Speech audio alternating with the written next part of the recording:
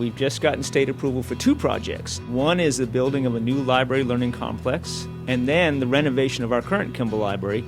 The feeling is excitement, obviously, for being able to move ahead with our plans. Currently, we have between Kimbel and Bryan Information Commons around 64,000 square feet. The new building itself will be around 64,000 square feet. So you will double the size of usable space. We're very fortunate that the penny sales tax does take up the bulk of the project. We're looking at about $29 million for the library, and then another $10 million for the renovation of the current library.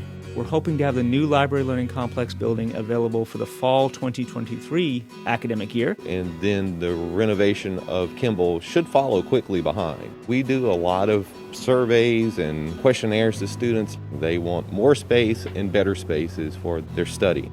I think it's a great idea because like how everybody loves to come to the library here at Coastal. I think it's needed a lot. It'll definitely give a lot more room for people to study. I love coming here, and it'll really make me want to come even more. The new building will start about here.